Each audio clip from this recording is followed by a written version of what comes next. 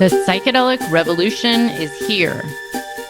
If you want to integrate your visionary experiences into your purpose, get clear on your entrepreneurial path, and help people while you do what you love, then this podcast is for you. Welcome to The Psychedelic Entrepreneur, medicine for these times. I'm your host, Beth Weinstein. I'm a spiritual business coach, 3-time entrepreneur, and a lifelong student of psychedelics and sacred plant medicines. You carry your own unique medicine, and your medicine is what we need for these times. This podcast will help you to share your medicine so you can create transformation in the world. Listen in on conversations with psychedelic leaders, changemakers, and conscious entrepreneurs who are living proof that a better world is possible when you follow your heart and live in alignment with your soul.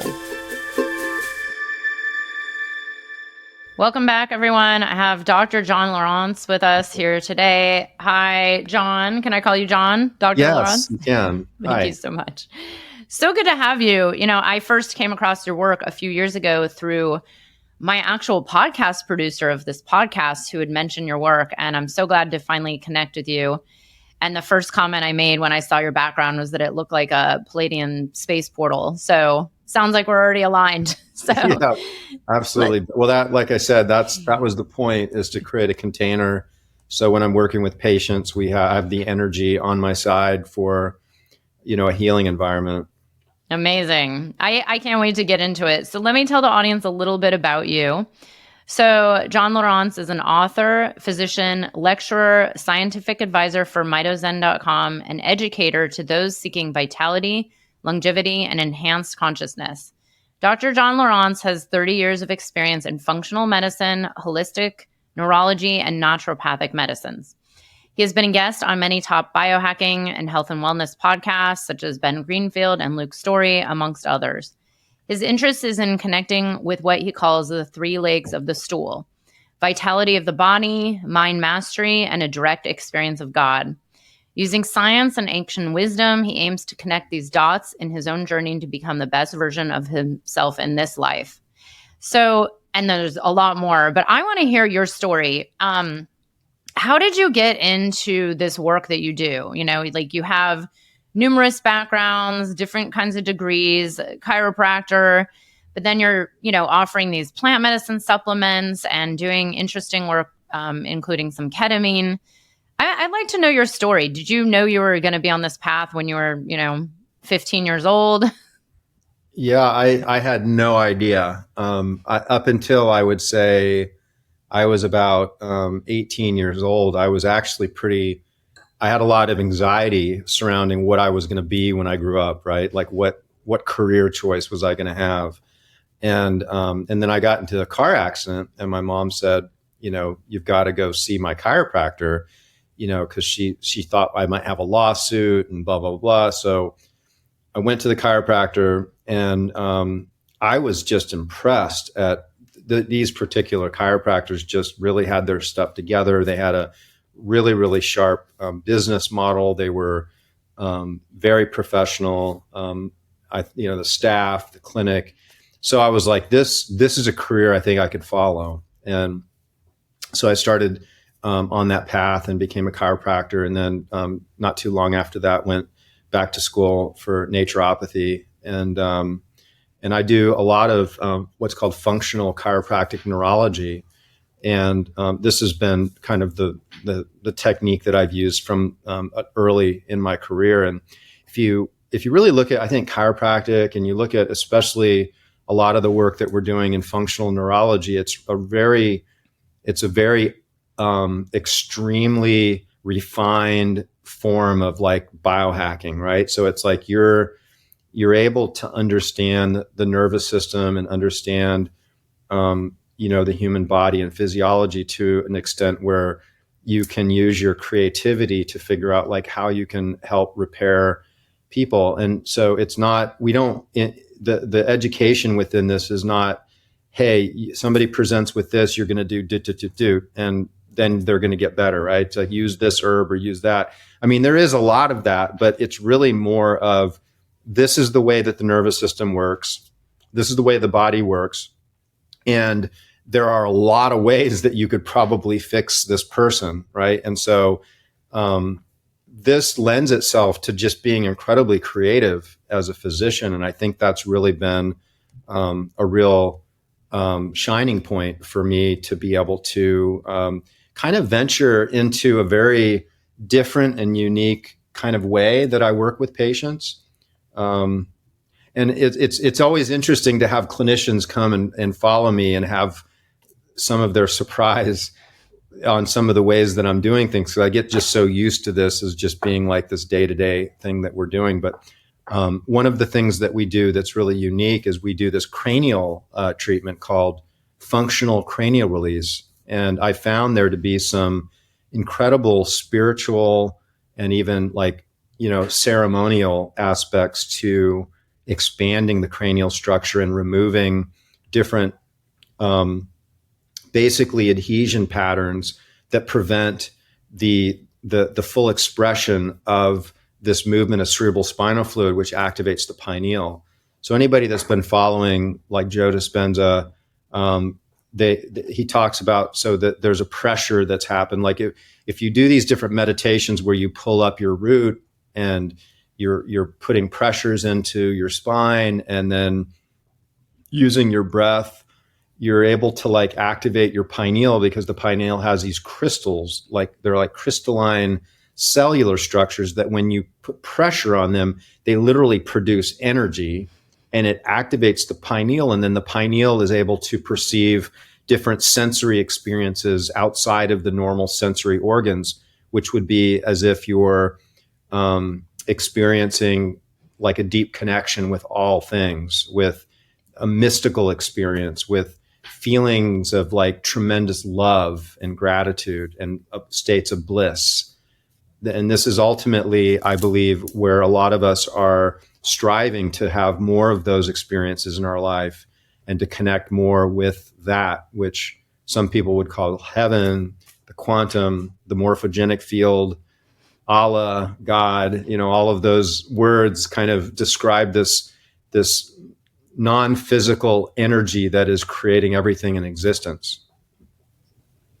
Wow. This is beautiful because I actually went to a Joe Dispenza workshop 2 years ago.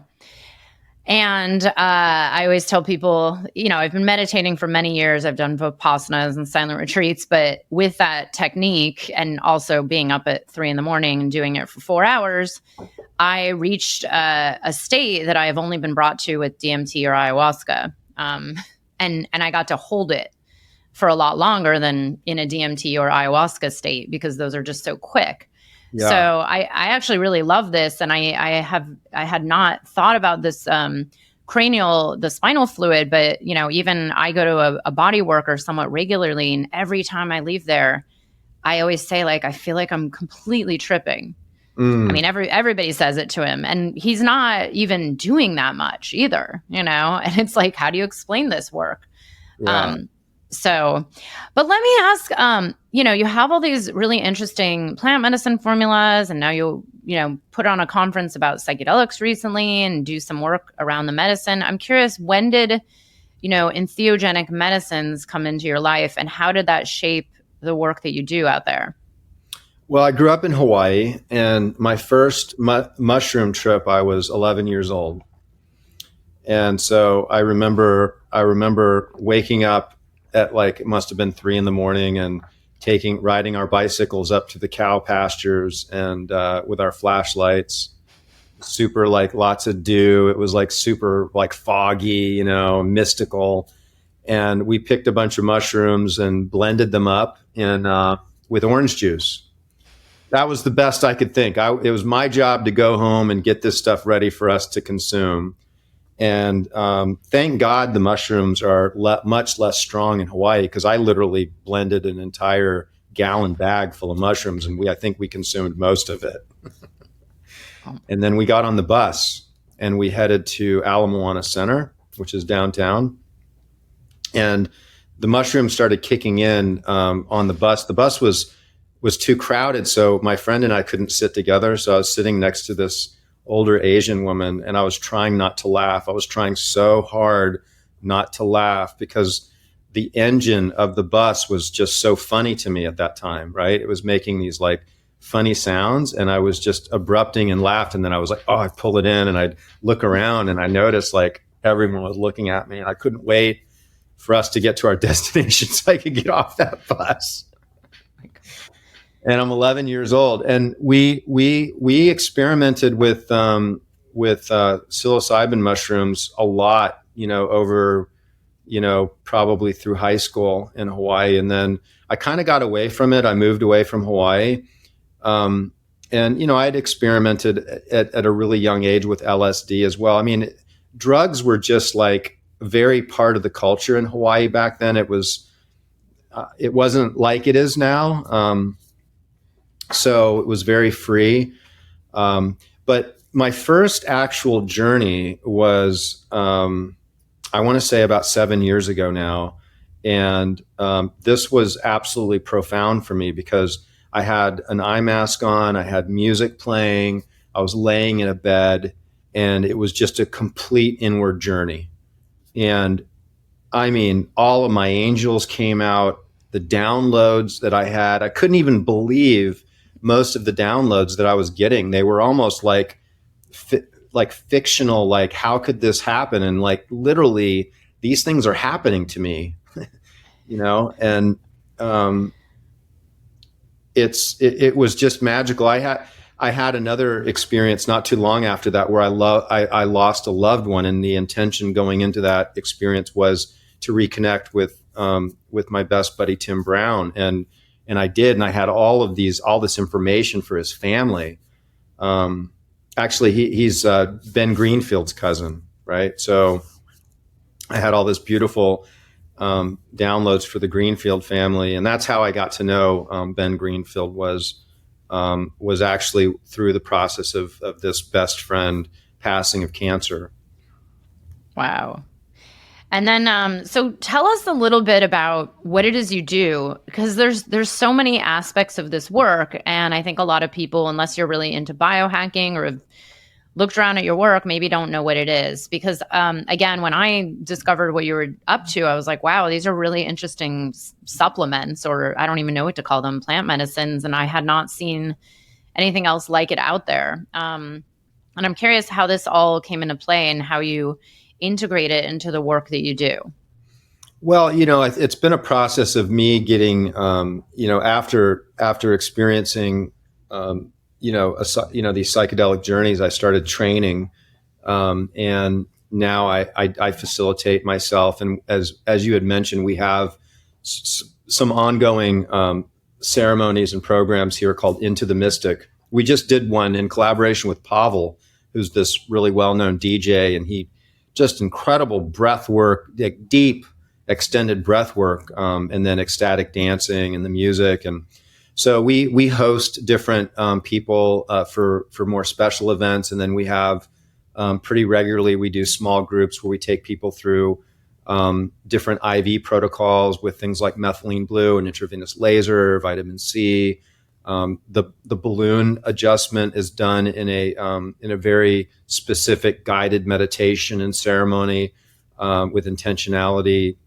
We have oxygen therapies, and then we have people go through an hour and a half breathwork session before we actually lay them down, and it's just a very deep preparation before they do their ketamine experience, which is about 45 minutes to an hour. So we call that Into the Mystic. And I know you'd asked about, so for me I'm a scientific advisor for Mitozen. And so mitozen.club is a membership-based company where we make unique products with unique delivery methods. And a lot of the things that we've formulated have been very useful for people in the space of plant medicine or breath work or meditation. People that are looking to kind of enhance different activities through different natural substances. And like, for instance, I had mentioned this eye drop that we've been having some really, really enjoying this eye drop, but Methylene Blue is a very special molecule that really enhances energy in the cell. It's able to capture light and have you like utilize light more efficiently at a cellular level. That's called photons. And it's also antimicrobial. So initially, I formulated this eye drop called Blue Eyes with methylene blue and nano gold and silver with a little bit of peppermint for infections of the eyes, because there was a breakout in Miami recently with a certain strain of COVID. And then after we formulated, we started to use it for like sun gazing in the morning. So placing the blue eyes in the eyes and then allowing the photons to like kind of absorb.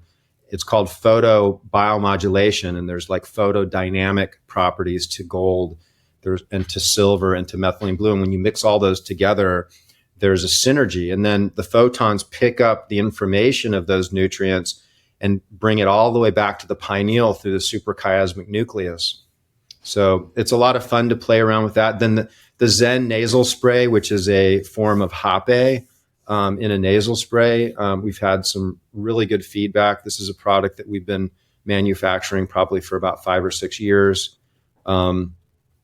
Even some of your most advanced, people that have been to the Amazon and worked with some of the best hapes in the planet. I've worked with them with the Zen because we use a very, very high quality hape that we make a water extraction from. And there's a lot of alchemy that goes into, blessing these, and the labels and the preparation and the substances are carefully chosen and utilized, because we know that these medicines are being used ceremonially. We really honor that. I'm glad you brought that up, because I was going to ask about this. I was telling John before this interview that I tend to be this purist. I have friends that do biohacking. I've been taught all the things and I've come close to buying certain things. But then I always come back to, well, I have a relationship with plants, and I just, I maybe have some alcohol extractions of certain herbs. But other than that, I tend to be a very big purist, like when I microdose, it's just the mushroom, or it's maybe a little extraction with some lion's mane. Mm-hmm. And there's been a lot of talk out there in the psychedelic space about, these kind of newer ways of extracting. And even the word extraction really riles up a lot of people. Like there's people now creating these ayahuasca pills where I don't know how they work and what they do, but I've heard about them, where it's like you do not purge and it's just a pill and you don't have to taste the medicine. And, there's this kind of argument over like, well, these are these earth medicines and now we're just trying to extract and make things easier and bypass some of the most important steps, like maybe the purge process or the prayer of, like working with the quipe to, give yourself the hape or serve it to someone else. How do you come to terms with this? And what do you think of this kind of what I would call this, like these modern ways of working with these ancestral and ancient medicines? Like, is this just where we are, or is this like we need to make everything so easy because our society is getting lazier and lazier? Like, what is your take on all this? Yeah, I think that it's important for us to honor the environment, and I have a bit of Chippewa Indian in me, and just the respect I have for the way that the Indians were living and the honor and the respect they had for the land, and being able to just be in such a simple situation just allows for such a clarity within, appreciation, this divine spirit that we were talking about before, and just deeply connecting with the spirit of all of the elements. So I think as much as we're able to do that, I think that's what I fully endorse that. The products that we make are all natural. We use all natural ingredients, and we source them from the most reliable and pure places, sustainable. We try to support, tribes in the Amazon the best we can, and respect, that whole process. So the fact that, I remember recently I was working with a very well-known shaman out of New York City. And I mean, I've never seen anybody more savvy with all the different hapes, and she just had like this whole suitcase full of all these different hapes. And so when I first introduced to her the Zen spray, because it's like it's in a glass bottle and it's a spray, it's like modern, right? There was like this initial kind of pullback, like, oh, it's too modern. We need to return to our roots. But is it similar to what I think you were expressing before? And my point being is that in a modern society, it's like the convenience of having it that way. Like, especially like if you're actually in ceremony or if you're doing breath work, like this bottle can be like just laying on the ground. It doesn't even need to be like upright, right? Nothing's going to spill. It's very easy to administer yourself. You don't necessarily need someone else to administer it. The burning, there is a burn, but it doesn't last as long. It's just very pure. It's very clean. And I believe that, we just have people reporting fantastic results with breakthroughs that they're having with their experiences with the Zen, and probably a lot of people that may not otherwise do it if it was in its traditional powder form with, being blown. I know the first time I had it, like it was just so intense for me. I couldn't breathe for almost a day because I got so inflamed. And I swore I would never do it again, and I haven't. So that's why I was like, okay, let me see if I can make something that I can tolerate myself. And so originally I made the Zen spray for myself and found that it was working really well for myself. And then we eventually introduced it into the line of MitoZen products. Wow. Yeah, and this is an argument that's come up for many years, and I've talked to numerous people about, this. There's so many people that say like these medicines are only indigenous to these certain people, and they should just be left there. And then it's like, well, look at our world, look at the people that are suffering, look at, where the earth is and what we really hopefully need to hopefully potentially solve some of the world's problems. And so, my theory has been like, well, maybe the more people that work with these medicines and start to wake up, maybe we can actually create a larger scale change on the planet. Mm-hmm. So there's been this argument over, this, is it for everybody? Is this, the modern way? Is it okay to, maybe some people only can take an ayahuasca pill and not purge, and maybe that's okay. Right. It's been this dance of really questioning, like, how do we, keep these traditions, but also make it more available for the masses and for, like the larger intention here, which I mean, I don't know. My intention is like, well, maybe we can have a mass global awakening where we can start doing things differently instead of going towards mass extinction, which, who knows what's going to happen. But I wonder. That's exactly my point, is that, like, for instance, look at, the old school health nut, right? The tree hugger, the granola, like that was really the hippie, it's kind of the outcast, right? But then you change the name to biohacker, and then it's like all of a sudden it's really sexy, that name. And look how many people have gotten involved with being healthier and starting to do things that are going to enhance their health and well-being. So the same thing within the world of plant medicine is happening.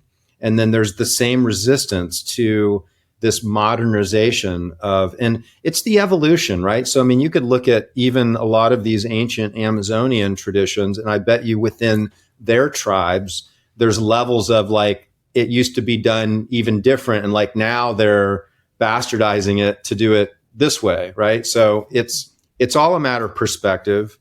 I think that the main thing is, to your point, is that we are spreading this in a way that is acceptable and that people can begin to experience something outside of this ego-based life, and just crack some things open where we can start to get into our leadership. We get some people in Washington, D.C. and some of the other higher level aspects of other countries where people start making a shift where it's about the community. It's about the us and not the me.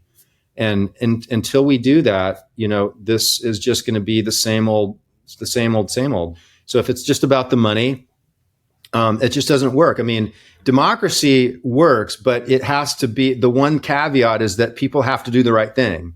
And so people aren't doing the right thing, right? So it does work for people to be motivated to promote their business and to be successful with their business. But the problem is that it's set up, especially in like the pharmaceutical and big agriculture. It's just not, it's not set up where it's friendly for the health and well-being of the populations. Oh, yes. And that was actually going to be my next question. Because, I have some friends that are these super biohackers. Like, I have a friend that won't actually look at her phone during certain hours and has the red lights and makes me turn off the Wi-Fi whenever she's over. I mean, it can get a little excessive, and but then I also understand it. And then sometimes I come back to this place of like, what's the point of it all? The Methylene Blue, or this kind of higher dose melatonin. Because I even struggle internally with like how I take care of my health and wellness, and I'm like, well, is it so that I live longer, or is it that I just feel better all the time, or like, why are biohackers biohacking? And then I start to question, like, what kind of world do we live in where we need to do all these things to just like be healthy? I'm like, maybe if I just go live out in a mountaintop where nothing's around and there's no wires and no 5G and no nothing, like maybe that's the solution. Although there's not many of those places even left. But, when you kind of come down to the kind of business you have and the work you're putting out there in the world, what is the intention of it all? I'm just curious, like, what do you stand for, and where do you think this is all going in the world, like on a mass scale? Well, as an artist, I love to create, and I think most people find that to be a passion for them, is to create something, right? So for me, I love creating relationships with the patients that come see me. I love the mysteries of figuring out what's wrong. I see some of the most difficult. Usually, people have seen like 15 to 20 doctors before they find me. I love discovering different modalities and combining them together and formulating different products for mitozen. So the creative aspect is just, and so it's fun. Like, I think that we should all be enjoying and having fun in our life. And I think that having humor and contributing to others, that I think most people find to be extremely empowering, is when you're in a position where you can help other people, which I'm extremely fortunate with. Pretty much most of the things in my life is there's an aspect of helping other people. So it puts a lot of meaning, right? So there has to be meaning to our life if we're aiming to be healthier and we're feeling better, but then we don't have something in our life where we're able to contribute to other people, then it can be a bit stagnant. And so you've got to find that. For you have this amazing podcast. You're helping people discover new people and new strategies and ideas, right? That has to feel good. Hey everyone, just a quick break to remind you that the True Path Entrepreneur Group Mastermind Program is open for enrollment now. We start at the beginning of 2024 in January, but we are starting to take applications now. If you'd like to learn more, you can check out the Mastermind webpage on my site at bethaweinstein.com/mastermind. This is a 12-month group community-oriented mastermind program where you learn how to start, grow, and get clients in your business so that you can help more people, make a difference in the world, and do work that you absolutely love. This mastermind program is designed for new and early stage coaches, healers, psychedelic entrepreneurs, therapists, and anybody who wants to do transformational work in the world and wants to learn the exact steps you need to know to grow your business to the next level, to be able to share your unique medicine and make a difference in the world. So again, that's BethAWeinstein.com/mastermind. The True Path Entrepreneur Group Business Coaching Mastermind Program is open now. Yeah, and I think you're right. It's interesting because we keep hearing about, especially in the psychedelic space, people are turning to psychedelics to find meaning and purpose. And, like we all hear this on the mass media. People are depressed. People are anxious. Here's your solution. Just microdose and you'll feel better. But then really, like, what is at the root cause of all that? And that's what I say. Great, psychedelics might make you feel a little better, but they'll actually help you start to see what's actually at the root of the depression, or the root of the anxiety, or the root of feeling like life is meaningless, or just existential questions of like, why are we even alive when there's just war and problems and everything seems to be in chaos?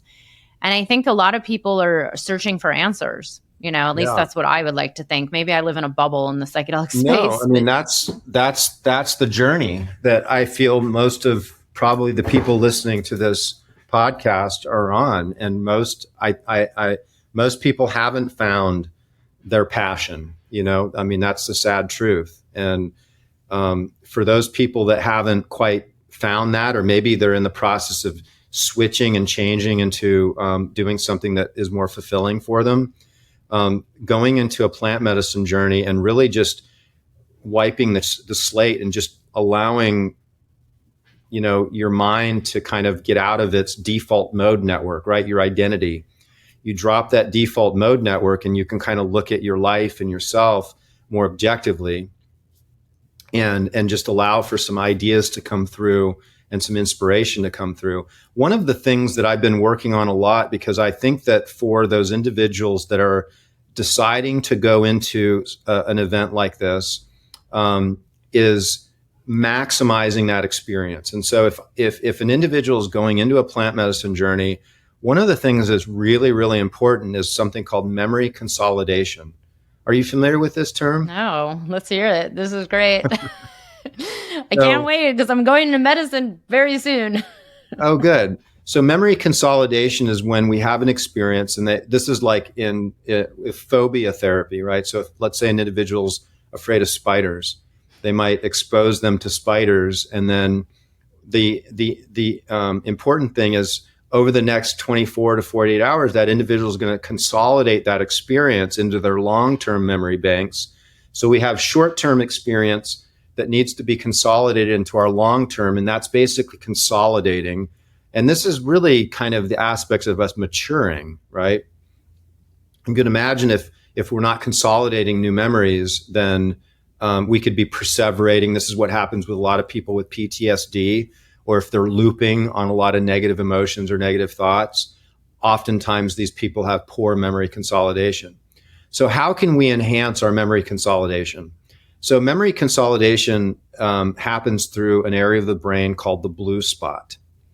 The scientific name for it is the locus coeruleus, and that acts as a bit of a thumb drive. And that data is then offloaded into the higher brain centers when we're in REM sleep. So we have to get into a deep state of REM. And what the REM does is it completely silences this part of your brain called the locus coeruleus, totally quiets it down. So you have to be able to deeply calm your mind and your body, especially before sleep. So we want to start thinking about evening rituals, right? We might think about sauna. We might think about like a jacuzzi or a bath with Epsom salts, avoiding arguments, right? Try not to work late, right? Try not to watch TV, especially movies or things that might be a little bit, activating, right, to your stress responses. Looking at like minimizing Wi-Fi, darkening the room, having the room a little cooler. Melatonin can really help with bringing down that sympathetic nervous system, because melatonin is the primary activator of the parasympathetic nervous system, just like cortisol and norepinephrine are the primary activators of the sympathetic nervous system, which is that fight or flight part. So we want to really deeply support this parasympathetic nervous system. That's why one of the reasons I'm a big fan of melatonin. But then there's also this substance called methylene blue that we touched on a little bit before. And methylene blue has been shown to enhance memory consolidation because its impact to support mitochondria is so powerful. And this little area in the brainstem called the blue spot or locus coeruleus is really sensitive to low energy levels. It actually needs quite a bit of energy to do this like calming action in order to like transfer this data. So they've done studies where they dosed methylene blue even one time after a phobia session, and it increased memory consolidation quite a bit. So my suggestion would be for a psychonaut or someone that's going into a medicine journey would be to start looking at really hacking that sleep, right? Especially after the event. So sometimes deep sleep is difficult, and that's why a really large dose of melatonin might be really helpful that evening, especially if it's like MDA or MDMA, because it's very difficult to go to sleep. And then consider taking a dose of methylene blue for 1 or 2 nights afterwards to improve that memory consolidation. I think people will probably enhance their overall long-term benefit. Whoa. And it doesn't have any contraindications with certain medicines at all, or because there's the theories. SSRIs. Yeah. Well. Yeah. So the methylene blue can get you in trouble if you take a large dose of methylene blue and you're on SSRIs. The dosages where people really ran into problems were like 400 to 500 milligrams. So I do know firsthand that there has been a number of people's experiences with methylene blue and MDA and MDMA with no problem, but it's more on the lower dose of the methylene blue. You don't need a lot in order to enhance memory consolidation, even like 25 milligrams. So if you take it before you go into any ceremony, it's incredibly neuroprotective, which can be really great, right? Because that could really minimize that hangover, that kind of like brain foggy, depression, lethargic hangover. Doing something neuroprotective, but I actually think that something even better than the methylene blue prior to a medicine journey would be taking some plant polyphenols like quercetin, curcumin, fisetin from strawberries, sterile stilbene from blueberries. These are like these bright colored extracts that are used in Ayurvedic medicine quite a bit. So we have they don't absorb very well orally, but we have a suppository or a bullet called Lucitol. And I originally designed Lucitol for football players. And because one of the things that these plants do is they downregulate inflammation in the brain. So they're very neuroprotective, but they also don't let the brain get overexcited, which happens often with MDA and MDMA. Is there's an overexcitation, particularly of these cells called glial cells. And then the glial cells don't quiet down as much. And I've noticed that I've worked with a lot of people taking something like the Lucitol prior to going into a medicine journey has very, very few problems with like the traditional hangover afterwards. Amazing. Oh my God. I love getting into the science. This is something I studied in college and was like really into. Probably because I did a lot of drugs in college as well. But no, it's funny. I didn't know that those were not orally bioavailable at all because I've actually spent a lot of money on some of those supplements. Yeah. They just kind of wash out. Yeah, they're very poorly. Like melatonin, for instance, is 2.5% absorbed orally. I don't know the actual details, but like curcumin, that's why companies will make it. Like we have a liposomal version of the Lucitol as well, which is actually much more absorbable than like if you were to take it raw. But ideally, like I think rectal delivery, it bypasses the liver and it bypasses a lot of the digestive acids, and so that delivery method is like kind of like almost close to if you were to do an IV. And we do curcumin IV. We have curcumin that we get from Germany. And it's very good with blue light. Blue light is very photodynamic with curcumin. And so we have a protocol where we'll IV curcumin, and then we have like this intravenous light that's blue. And boy, that just down regulates inflammation in people's body like crazy. It's amazing. This is incredible. And I'm sitting there going, you're right. Because, even certain supplements, I have an amazing herbalist that I'm very grateful for. And, supplements and also things like drinking ayahuasca somewhat regularly or going on a dieta where you're just really ingesting a lot of medicine. There are a lot of talks of, this is not so great for the liver to be constantly processing a lot of these, and there's even talks of psilocybin. Right. Especially with people that are working with a lot of psilocybin on a very regular basis. So I find that to be fascinating. I'd never thought of that. And that makes sense. And honestly, like, hey, it sounds kind of easy too. Yeah. Well, so my biggest suggestion for liver protection would be glutathione. And so a healthy liver produces a lot of glutathione. It's very, very, like if somebody came to me and they had hepatitis, I would start them on glutathione. Glutathione is another one of those substances very poorly absorbed orally. NAD is another one that we make a suppository of that is wonderful in a rectal suppository. But the glutathione, it's antiviral. It's got viral protection aspects. It's detoxing. It's the way our body naturally grabs around exogenous toxins like heavy metals and chemicals and pesticides. And then the glutathione carries it out of the body. And so it's also really good for allergies and autoimmune because it settles down inflammation really well, and it enhances oxygen. And glutathione is one of the sleep promoting substances, along with another substance called uridine. And that's why we have a mixture. We have a product called Sandman, which has both glutathione and melatonin, and people find that to really help them sleep. This is so fascinating. I'm like, all these substances, they just sound so psychedelic, but they're not. And I'm glad we're talking about it because it's actually come up for a lot of people. I mean, there's a few people out there starting to talk about, when you're on this kind of medicine path or you're a facilitator or, I don't personally work with a lot of synthetics, but if you're one of those people that does, there's a lot of effects on the body. And then I think people don't think about like even ketamine. This is supposedly not good for the bladder and people who are now taking and it the liver weekly. Yeah. Well, and that's where I even said to you before this podcast, I've been kind of questioning how I feel about ketamine therapy. And I put it in quotes because I've now met more and more people who are just getting the ketamine lozenge prescription. They're not actually getting therapy. They're just taking ketamine once a week as if it's any other antidepressant or, mood stabilizer.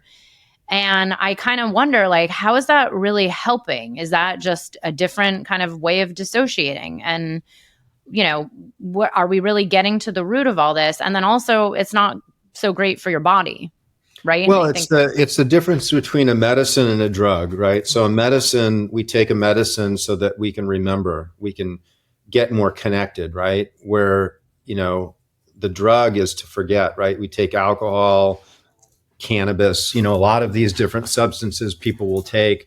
And it sounds to me, and I agree with you, there's a lot of people that are taking ketamine to just kind of escape their normal life. They just have a stressful day. They get home and they just want to just like zone out, right? And ketamine can be really good for that, right? And ketamine in a ceremony with the right set and setting and the right intention can be a very, very powerful medicine because it does two things very powerfully. One, it dissociates you from your story, right? Your ego. You disidentify with the you, right?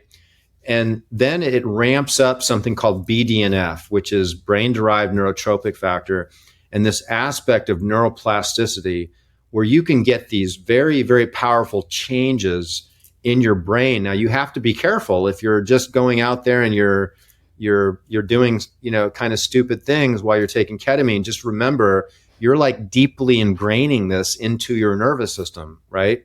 So you might not want to be doing things like watching porn when you're doing ketamine, because there's a lot of crazy negative things that can happen to your whole dopamine systems. You might not be wanting to do things that would be supporting any type of a negative aspect that you wouldn't want to reinforce, right? But there's also like some really creative ways that you can use ketamine. Like you can do small doses and do different athletic based movement patterns, or yoga. If you're looking to like stretch certain muscles, like you can actually use some of the neuroplastic aspects of ketamine in light doses to enhance some physical aspects of the body, in addition to some of these mental, emotional afflictions that people take it for. That's fascinating. And by the way, I don't think enough people are discussing that out there, because this isn't really talked about. You know, when I say that, it's like the mass media. The media is just like, oh, ketamine, it cures PTSD in veterans, or, you know, get rid of your depression with ketamine. But I know this because I actually have more and more clients who are psychedelic integration coaches who have been telling me that they're getting people that have been working with a lot of ketamine that are actually not getting support. And they reach a point where they realize, like, well, actually nothing's changing. And then they're having problems integrating this work they're doing with the ketamine. So it's been good for them and their businesses, but it's also like, wait a second, now ketamine's so widely available, and, you know, you can order it online, have it shipped to you. But, you know, like you said, if you have the right setting, you have maybe certain intentions and protocols and hopefully integration support, it can be a lot more beneficial than just taking a lozenge to escape feeling something. Beth, another really, I agree, totally agree. Another amazing aspect of ketamine. It's a anesthetic, right? We actually just put somebody into a deep ketamine experience while we were pulling his bone marrow, because we did a rotator cuff repair. Oh my God. So we have an In Harmony, you know, the In Harmony mattresses, the cushions that vibrate. Mm-hmm. I've seen them. Craig Goldberg, shout out to Craig Goldberg, In Harmony, love their products. So we've got this, it's called a practitioner, and it's laying on the treatment table, and he's got the earphones on. He's listening to this beautiful, like I think we had like frequency 417 with like didgeridoo, and he's just like in it. And we used a lot of lidocaine. So we went into his pelvis. So we numbed everything up. And of course, I talked him through this before, and he didn't even feel it. So we pulled his bone marrow and then turned him on his side, and then under ultrasound went in and injected all of these different rotator cuff tears that he had. And this is something that we do quite regularly for sedation. They use this in the hospitals as well.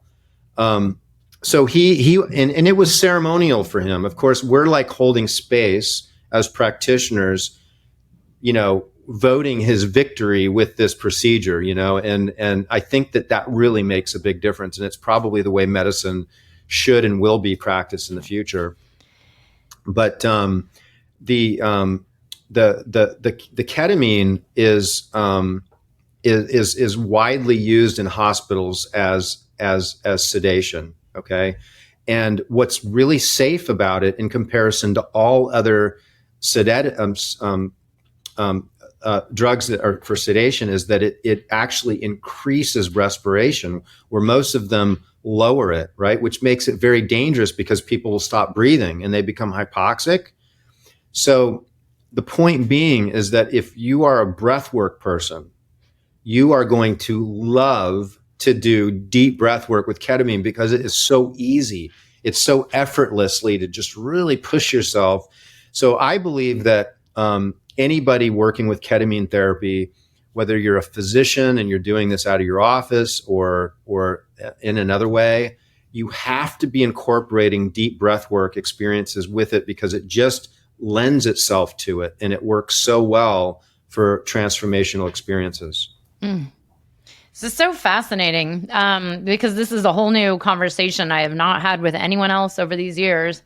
And I'm curious, you know, you mentioned this, like this might be the way that medicine is practiced in the future. Where do you think we're going with, you know, this psychedelic industry, this, you know, legalization, decriminalization, the interest with the public, the maybe new techniques? Do you ever think about where the future is in the psychedelic space, and where is this all heading? And I'm curious how you feel about legalization, decriminalization, and if it's heading in the right direction. Well, so there's this point of like, okay, waking up, using psychedelics to wake up.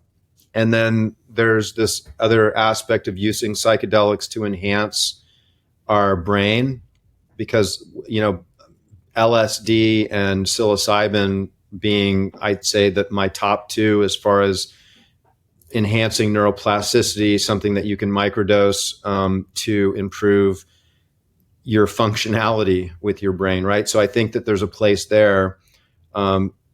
Obviously, with psilocybin, with it working on the serotonin 2A receptors, it can have a very powerful effect on depression and mood. But then I think that there's this party aspect of psychedelics that's probably going to get out of control and needs to be somehow, maintained. And I think there's a place for it. I think there's definitely a place for that versus people getting punch drunk. And, I think there can be some rich experiences and the right types of ceremonies there. But, it's kind of back to your point when we first started talking, is like there's like this tradition, and then things start to get a little out of hand, and you've got big corporations that are kind of bastardizing all this stuff, that it's going to be hard to kind of prevent that. But it'll be interesting to kind of sit and watch for sure. Yes, I know the corporations. Someone I interviewed yesterday had just come back from Wonderland. Did you go to Wonderland? I did for a couple hours. Yeah, I happened to be in Miami last weekend. Yeah. Yeah, this person I interviewed was like, oh my God. Just because it is kind of eye-opening to see where this is all going. It's kind of everybody's jumping in and dropping money in, and, now there's regulations, and, in Oregon, it's kind of it's been weird to see how it's going, and, it's all so new, even though it's not new, it's ancient, but, this kind of industry, and kind of like big pharma, like now there's big companies that want to get into it and regulate it, and who knows what will happen. But, this is fascinating that there's more and more people like you out there trying to do these interesting kind of ways of working with psychedelics, talking about, the awakening, and then also the body and your health and wellness, and also, this brain protecting mechanism, which I had never thought about, but it totally makes sense. Now, I'm curious, you do work around neurology, and I think you had mentioned something at the beginning, a term that I don't know, but I'm curious. It was about,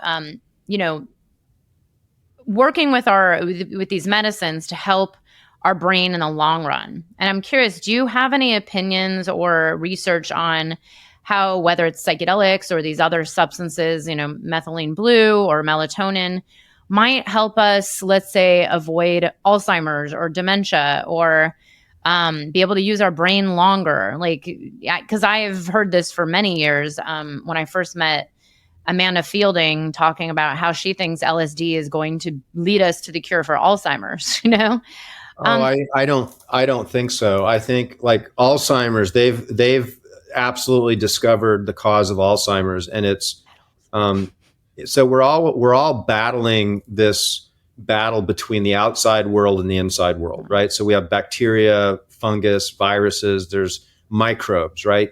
Microbes, when they break down, they release something called an endotoxin, or another word is a lipopolysaccharide. And these are incredibly inflammatory. And what they found is that, and it's just coincidentally, we talked about the locus coeruleus, or the blue spot, and it happens to be in the brainstem. And the scientists have found that the beta amyloid that leads to Alzheimer's starts there first, even before phase 1 Alzheimer's. And there's a connection with a nerve called the trigeminal nerve, which innervates your face, your eyes, your mouth, your nasal passage. And this is one of the reasons that Sananga and Hape work so well, because of its interaction with the trigeminal that then activates the vagus nerve, which gives you that like really calm, relaxed sense with enhanced parasympathetic effect. But the trigeminal nerve, the endotoxins creep up that nerve into the locus coeruleus. And so if we don't take care of what I call our doorways, our nasal passage in our mouth, and then of course our colon is really important, then we're not going to have this entry into these pro-inflammatory substances, which then what the body wants to do, the brain wants to encapsulate these toxins to protect them from continuing to activate the immune system within the brain, right? So you have alpha-synuclein, which is for Parkinson's. You have beta amyloid, tau. These are all tau proteins, which like head traumas can cause this. And so these encapsulated toxins are the proteins. So then we look at the proteins and say we have to do something to get rid of the proteins. But the proteins are a reaction to the toxins. So the real upstream goal is to let's minimize the toxins that are making their way into the brain, and therefore reduce the need to encapsulate these with these proteins. So taking care of your nasal passage, that's why we're big proponents of this glutathione nasal spray. Essential oils are by far the best way because they break up something called biofilm. And so the biofilm is like this sticky, resiny type of material that protects the microbes. So we use this glutathione nasal spray that has oregano, sage, clove, bay leaf, and it has essential silver and NAC and glutathione. And then there's a product I call Bocazen, which has oregano, clove, ginger, let's see what else it has. It has thyme, it has cinnamon and clove. And so it's kind of spicy, and so when people take this, it's like, wow, right? But what's really interesting, and the reason that I really love it, is that when you do the Bocazen, you get that afterglow similar to Hape, like when your nasal passage burns. Well, after the mouth is done burning, you actually have this really calm, nice afterglow feeling, which is kind of like a bonus. And that's all through that trigeminal nerve. It's the same thing. But we got to take care of our gums, right? Flossing, brushing, and then using these essential oils afterwards is really important. Doing some sort of a spray or neti pot, I think, is going to be a really great strategy, along with preserving all the network and the connections with things like LSD and psilocybin. But I don't think that psychedelics is going to be the answer. Like the quick fix. Wow, this is incredible.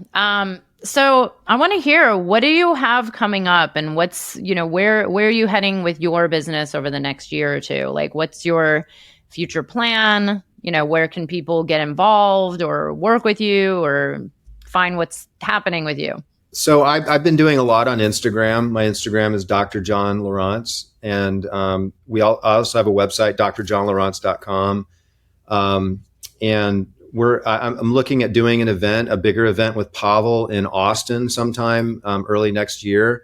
We have an event here in Sarasota, Elements of Vitality. We've got Mariel Hemingway and Ben Greenfield and the Admiral Doug Fears and a bunch of other people coming in. That's going to be December 8th. Probably this podcast might have already come out, but check out drjohnlieurance.com frequently for events. We regularly have the Into the Mystic events. If you're in the area, we'd love to have you come and join us for that. Amazing. Well, this has been very enlightening, and I love how there's a few people that I've interviewed where I'm like, okay, maybe you've changed my views on this whole biohacking thing, and maybe I should give some of these a try. I'm at my limit with like all my herbal protocol, but some of these really sound very enticing, and I think I'm going to give them a try. We had kind of touched on getting you some product, allowing you to kind of play around with it, and then maybe doing a part 2 where we can talk about some of your experiences. Yeah, I had done something like this with someone I had met at Psychedelic Science who gave me something, and I was like, no, I don't use these things. And then I did, and was like, okay, this is really good. So I can be convinced.